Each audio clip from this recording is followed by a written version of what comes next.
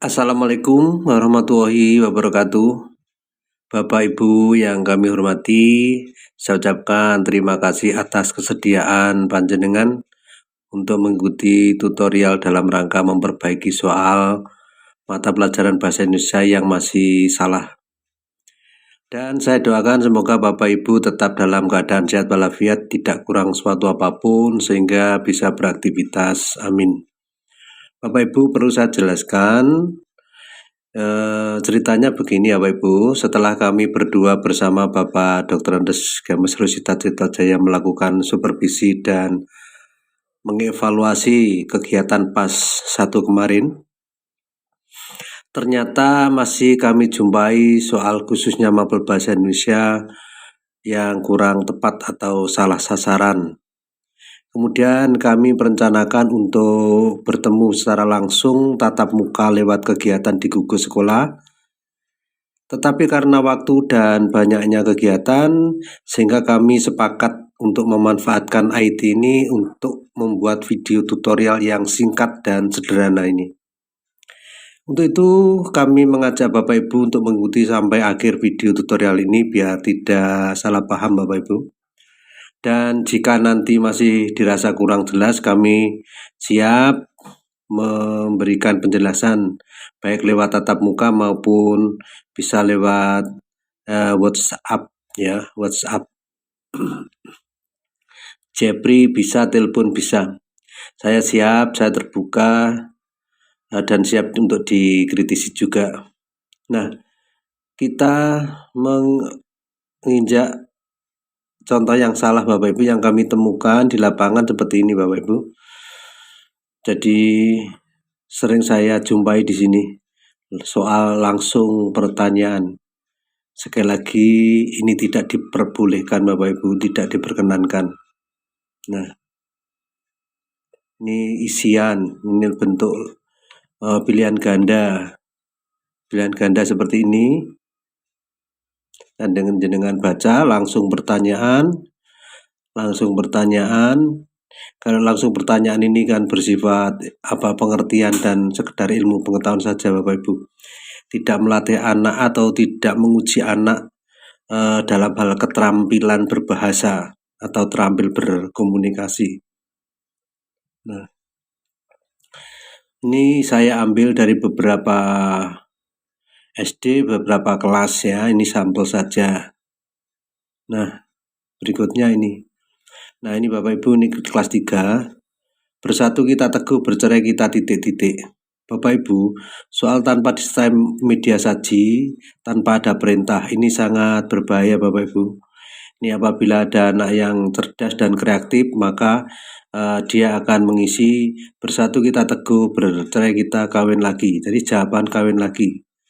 Ini tidak masalah ketika anak ditanya kok kawin lagi. Ya ini kan syair. Kan karena tidak ada perintah. Dikira ini syair atau puisi. Begitu Bapak Ibu ya. Terus ini wek wek wek adalah suara. Wek wek wek ini mestinya bunyi Bapak Ibu. Kalau tidak salah KD-nya mengenal bunyi. Anak diminta untuk mengenal bunyi. Jadi kalau bunyi ditulis ini namanya tulisan bunyi. Ya, tulisan bunyi. Ini tepatnya untuk diujikan secara lisan, bukan diujikan secara tulis. Kalau diujikan secara tulis, ini bisa dibaca wek wek wek, bisa dibaca wek wek wek, bisa dibaca wek wek wek ya. Karena ini tulisan bunyi, bukan bunyi tapi tulisan bunyi. Oleh sebab itu, nuwun sewu, besok-besok lagi kalau mengenal bunyi ya diujikan cara lisan. Kan bahasa Indonesia itu harus lisan dan tulis Bapak Ibu. Ujian pun harus lisan dan tulis. Nah, caranya bagaimana? Bapak Ibu menyiapkan berbagai macam suara atau bunyi, baik bunyi hewan ataupun bunyi kejadian atau peristiwa banjir, petir, mungkin kecelakaan dan sebagainya. Kalau hewan ya macam-macam hewan. Kemudian anak diminta untuk mendengarkan. Kemudian ditanya suara apa ini dan sebagainya. Kalau kegiatan anak mendengarkan, berarti anak tersebut yang diukur adalah kemampuan pemahaman bahasa bunyi. Tetapi kebalikan, kalau anak disuruh menyuarakan, misalkan Bapak Ibu menyediakan gambar, misalkan gambar hewan, kucing atau mentok, anak-anak diminta untuk menirukan. Kalau menirukan itu beda dengan tadi. Kalau menirukan anak menggunakan bahasa, dalam menggunakan bahasa bunyi, ya, kegiatannya berbicara yang membunyikan tadi. Begitu pula ini suara kucing, ini pun harus lisan, jangan tulis, ya, karena ini sesungguhnya anak mengenal bunyi harus diujikan secara lisan. Paham Bapak Ibu ya? Ini artinya dibengkeli, diperbaiki gitu. Jadi ini diberikan gambar kucing, kemudian anak-anak ditanya bagaimana bunyinya hewan seperti ini. Ini berarti anak langsung menggunakan bahasa. Kalau karena anak-anak membunyikan. Tetapi kalau Bapak Ibu menyediakan suara, kegiatan anak-anak mendengarkan, berarti yang diuji kemampuan pemahaman bahasa bunyi, ya. Nah, nomor 4, karena terlalu banyak makan rujak, Rita sakit perut. Ekspresi Rita yang benar. Nah, ini pun harus diujikan secara lisan. Praktek, bukan tulis. Ya, sekali lagi bukan tulis, tapi praktek. Mengekspresikan. Ya, mengekspresikan. Bukan tulis seperti ini. Jadi tepatnya diujikan cara langsung praktek berekspresi. Ya, terus nomor 5 seperti tadi sama, nomor 6 pun sama, pengertian saja. Nah, bagaimana sekarang saya tunjukkan soal yang sudah benar Bapak Ibu, soal UN. Nah, soal UN ini saya ambil dari dokumen, saya potret. Ini hanya sekedar sebagai pertimbangan saja, contoh yang benar. Tidak ada soal UN itu yang tanpa media saji, apalagi AKM. Apalagi AKM. Ya, ini media saji, ini yang dimaksud media saji. Bahasa sebagai alat komunikasi. Nah, bahasa sebagai alat komunikasi, anak diuji kemampuannya berkomunikasi dengan teks ini. Jadi bahasa dalam bentuk teks, bukan bahasa dalam bentuk pantun. Kemudian baru ditanya. Nah, merumuskan kalimat pertanyaan ini yang penting. Sangat penting sekali. Berdasarkan bacaan tersebut yang dapat mengganggu saluran pernapasan adalah, jadi berdasarkan bacaan ini yang mengganggu saluran pernapasan apa A, B, C, D pilihannya. Kalau anak dapat menjawab dengan benar berarti sudah paham, sudah connect, sudah ngerti, sudah terjadi komunikasi antara anak dengan bahasa ini. Nomor berikutnya sama, ini saya ambil dua-dua. Bacalah laporan berikut. Ini bahasa dalam bentuk laporan, ya. Bahasa dalam bentuk laporan, ini media saji. Media saji ini fungsinya untuk stimulus merangsang sesuatu berpikir. Kegiatannya yang membaca, menganalisa. Yang ditanyakan isi laporan. Kalau anak dapat menjawab dengan tepat, berarti sudah connect, sudah paham, sudah ngerti, sudah terjadi komunikasi. Jadi kemampuan komunikasi anak dengan bahasa ini sudah terjadi, tetapi aspeknya pemahaman. Sudah paham, berarti sudah paham kan sudah terjadi komunikasi. Nah, ini berbeda kalau ini media sajinya pantun, tetapi rumpang. Nah, bukan lengkap. Kalau pantunnya lengkap, pertanyaan biasanya isi atau pesan yang ditanyakan. Nah, ini berhubung rumpang, maka pertanyaannya kalimat yang tepat untuk melengkapi. Jadi anak esensinya atau intinya diminta untuk membuat kalimat ini atau melengkapi kalimat pantun. Tetapi bahannya sudah ada. Jadi kalimat yang akan dibuat itu sudah tersedia. Anak tinggal memilih. Walaupun demikian, ini aspek yang diukur adalah kemampuan penggunaan bahasa, bukan pemahaman. Walaupun memang harus memahami, tetapi endingnya yang dinilai atau intinya yang dinilai kemampuan penggunaan bahasa. Begitu pula ini. Perhatikan gambar di samping. Anak-anak diminta untuk memperhatikan gambar. Disajikan media saji gambar. Nah, Untuk kalimat iklan yang efektif dan cocok dengan gambar di samping adalah, nah, perintahnya ini yang penting, monggo dipahami. Arahnya kemana?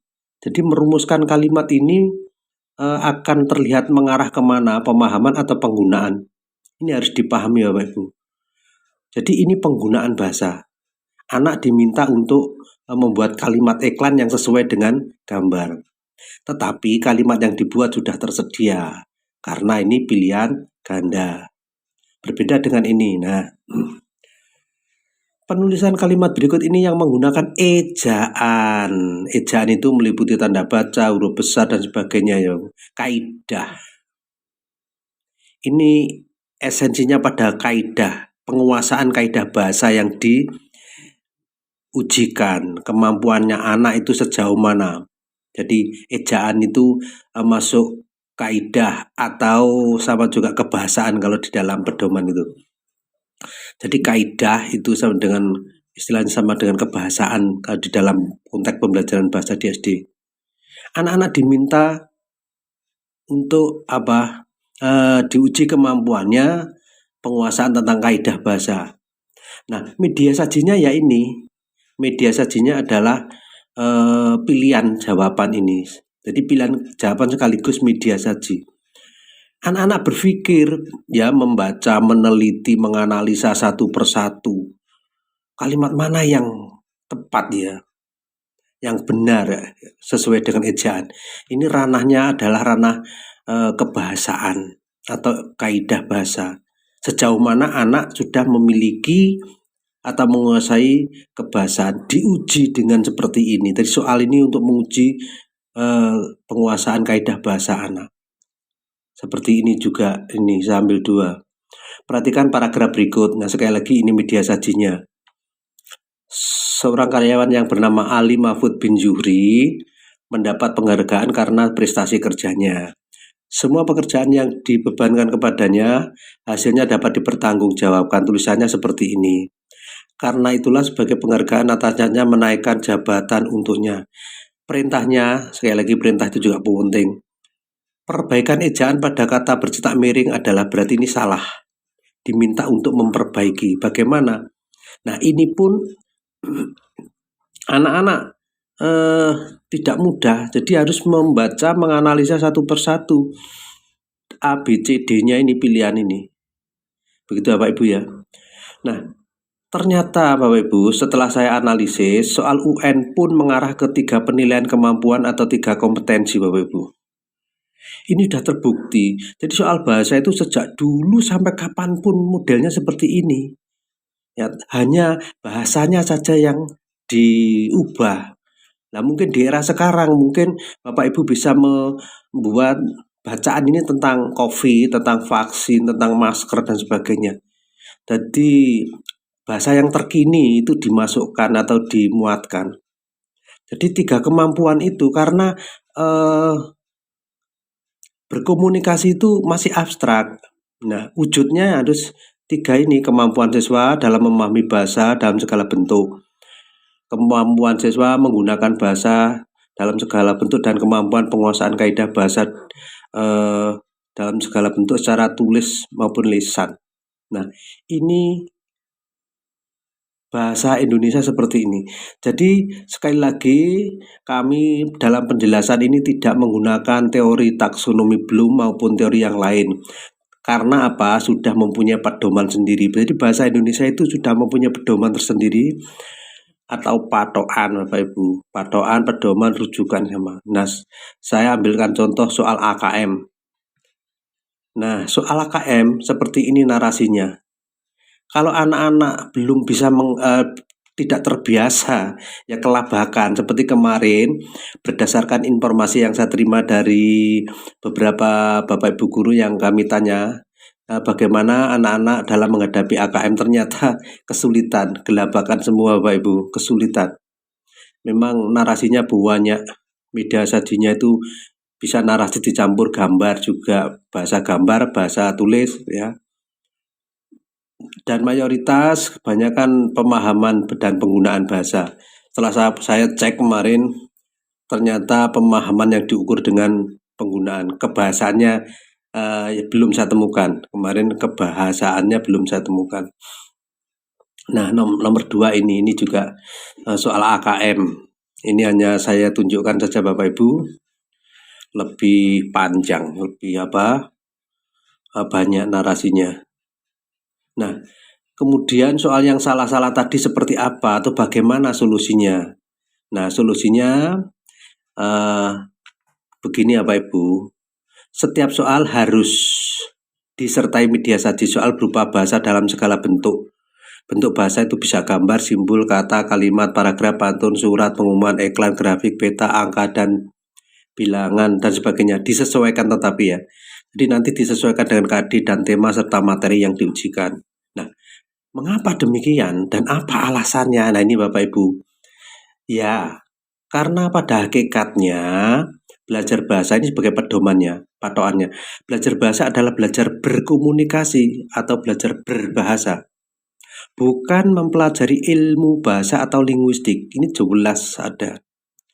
Sehingga yang diukur atau dinilai adalah ya kemampuan berbahasa atau berkomunikasi dengan bahasa dalam segala bentuknya. Nah, dan hal itu telah sesuai dengan tujuan pembelajaran bahasa Indonesia di SD. Ini ada buku pedoman, petunjuk ya. Nah, apa tujuan pembelajaran bahasa di SD?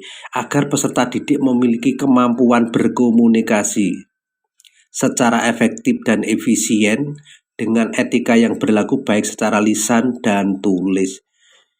Pedomannya ini kemampuan berkomunikasi, lisan dan tulis. Nah, sementara ini yang sudah itu kebanyakan atau yang dominan adalah tulis. Pembelajaran bahasa Indonesia itu tulis yang dominan, bukan lisan. Saya perhatikan seperti itu. Penilaian pun demikian, hanya tulis, ujian tulis, ulangan tulis, lisannya masih kurang. Nah, anak-anak bisa berbahasa secara efektif dan efisien. Ini letaknya ada pada penguasaan kebahasaan atau kaidah. Ya, termasuk kata efektif dan sebagainya itu adanya pada pembelajaran kebahasaan. Nah, sekali lagi berkomunikasi itu bersifat abstrak, harus direalkan atau diwujudkan. Nah, wujudnya seperti apa? Wujudnya yang dapat dikatakan berkomunikasi itu kan dapat memahami, bisa menerima, bisa mengerti. Ya, dalam segala bahasa, dalam segala bentuk, baik lisan maupun tulis. Satu. Yang kedua, bisa menggunakan, bisa ngomong, bisa nulis, menggunakan bahasa dalam segala bentuk, baik lisan maupun tulis. Nek lisan ngomong, nek tulis ya ditulis. Dapat menguasai atau memiliki kebahasaan. Nah, ini sekali lagi ini semua pada rujukannya saya punya, semua ada di semua lembaga SD, ada semua. Jadi sumber referensinya itu buku pedoman pembelajaran bahasa Indonesia dan kurikulum. Nah, kata orang bijak Bapak Ibu, orang yang baik itu bukannya orang yang tidak pernah salah. Tetapi orang yang baik itu ketika mengetahui salah segera memperbaiki. Setuju Bapak Ibu? Nah, ini Bapak Nadiem Makarim senyum-senyum. Nah, sekarang menginjak poinnya ini. Intinya di sini, bagaimana memperbaiki soal. Sekali lagi ini tidak membuat. Ini loh, daripada salah kita cari yang tidak salah gitu Bapak Ibu ya. Seperti ini salah Bapak Ibu. Penulisan huruf pertama nama orang harus ditulis dengan huruf titik-titik. Ini kan teori saja Bapak Ibu. Atau sekedar pengetahuan. Nah, bahasa itu bukan ilmu pengetahuannya atau berteorinya, tetapi prakteknya. Disuguhkan media saji satu kalimat, semua ditulis huruf kecil seperti ini. Mohon maaf, ini sekedar contoh, nanti Bapak Ibu bisa membuat kalimat yang lebih bagus atau lebih panjang. Jadi sederhana sekali, tetapi ada media saji. Nah, perintahnya salinlah kalimat di atas sesuai dengan kaidah bahasa yang benar. Perintahnya disuruh mengubah atau menyalin dengan berdasarkan kaidah. Anak pasti membaca, setelah membaca dianalisa mana ya yang perlu diubah. Jadi kegiatan membaca pasti, menganalisa pasti. Nah, kemudian setelah menganalisa dan dia tahu karena memiliki kebahasaan tadi, karena sudah menguasai kebahasaan, maka anak-anak akan menyalin K karena huruf pertama, S huruf besar karena nama orang, S huruf besar karena nama Surabaya, T Tono nama orang T. Maka anak akan menyalin dengan benar. Jika anak sudah dapat menyalin dengan benar, maka tandanya anak tersebut sudah memiliki apa? Kebahasaan atau kaidah bahasa. Nah, sebaliknya apabila anak hanya menyalin dua, katakan saja K dengan S Sukri ini huruf besar, kemudian yang S dan T lagi huruf kecil, berarti nilainya beda, penguasaan kebahasaannya baru 50% atau separuh. Apalagi anak kadang-kadang langsung ditulis apa adanya tanpa ada perubahan. K-nya ya huruf kecil, S-nya huruf kecil, S-nya huruf kecil, hanya disalin saja, berarti anak belum menguasai atau belum memiliki kebahasaan. Paham Bapak Ibu ya? Nanti apabila kurang paham, saya siap didatangkan atau siap ditanya lewat HP maupun Jabri Bapak Ibu. Dan sebetulnya saya ingin sekali. Nah, kedua Bapak Ibu, kata tanya harus diakhiri dengan tanda baca titik-titik. Nah, ini sekali lagi pengertian tanpa ada media saji, langsung ditanya.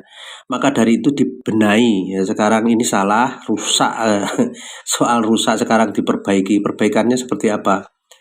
Misalkan ini salah satu contoh, jangan sampai kau lepas maskermu itu. Nah, di belakang belum ada tanda baca. Perintahnya, kalimat di atas yang benar harus diakhiri dengan tanda baca titik-titik. Ini pilihan ganda. Pilihannya sudah ada di sini. Nah, anak-anak itu pasti menganalisa ini, pasti akan menganalisa mana yang benar kira-kira. Apabila dapat menjawab atau memilih, berarti sudah dapat menerapkan, praktek langsung. Ya, praktek di sini, tetapi apa yang diterapkan sudah ada pilihan. Kemudian nomor 3, penulisan kata depan dengan kata tempat seharusnya di titik-titik. Nah, ini kan juga paham Bapak Ibu ya, ini salah. Nah, diperbaiki. Misalkan penulisan kalimat di bawah ini yang benar adalah, nah, kalimat ini sebagai media saji ya. Sebagai media saji sekaligus dipilih.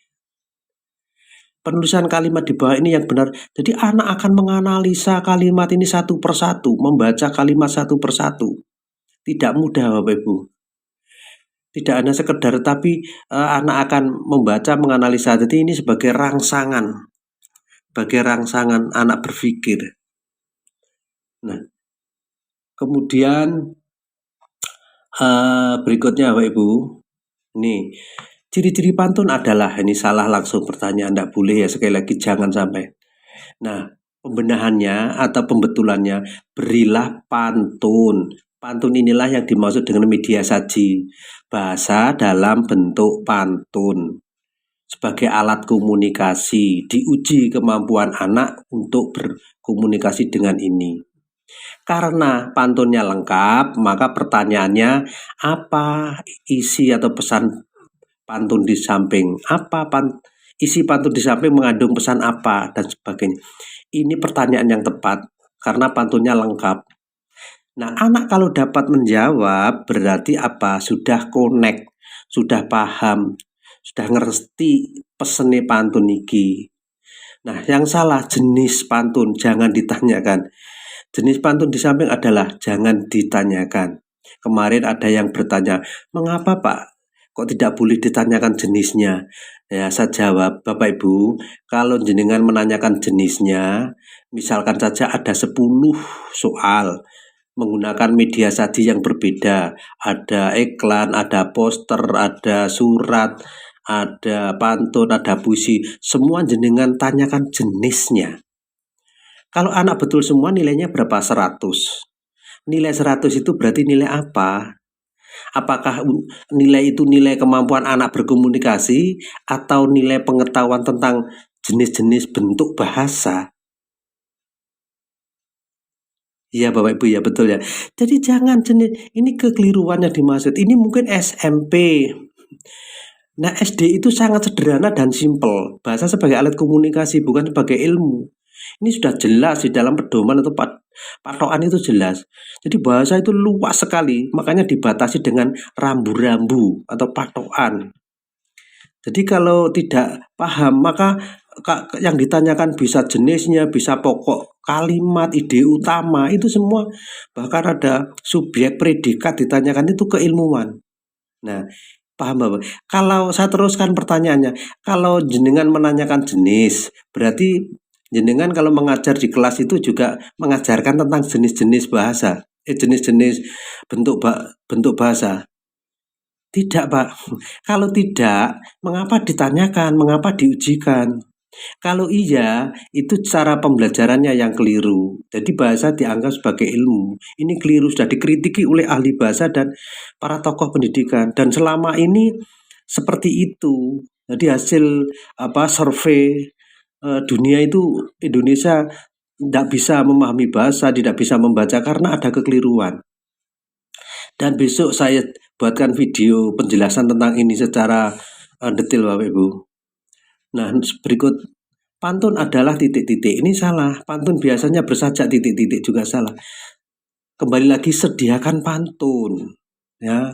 Sediakan pantun. Kemudian kalau tadi nun sewu, sekali lagi ini ya, ini jalan-jalan keliling desa, jangan lupa beli bensin. Bersenang-senang boleh saja, tapi jangan lupa harus vaksin. Nah, ini bahasa terkini Bapak Ibu.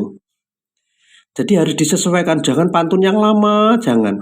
Kalau bisa kita kreatif ya, kita buatkan bahasa yang sesuai dengan eranya. Nah, ini karena lengkap tadi pertanyaannya isi, bandingkan dengan ini. Nah, jalan-jalan ke keliling desa tidak lupa membawa beker. Nah, supaya apa? Di sini nanti bersenang-senang boleh saja. Nah, anak diminta, tapi jangan lupa pakai masker mungkin ya.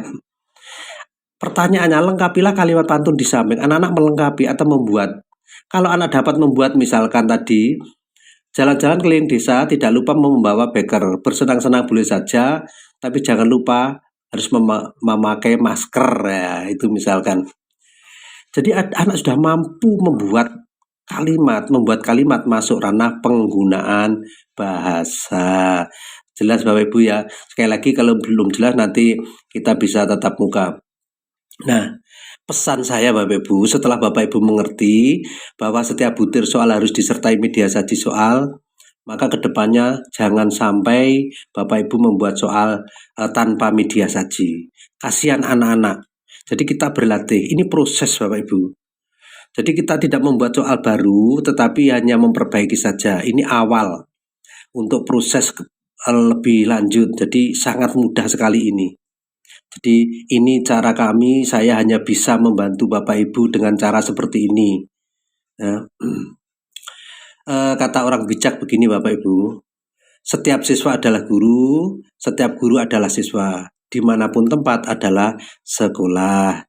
Dan kami berdua, saya dengan Pak Dr. Rizky Mesrusta Ciptajaya, apabila ada kekeliruan, kesalahan, salah kata, salah kutip, salah ucap, saya mohon maaf yang sebesar-besarnya. Sekali lagi saya siap dikritisi, dikomen, monggo, dan diberikan masukan apapun saya siap.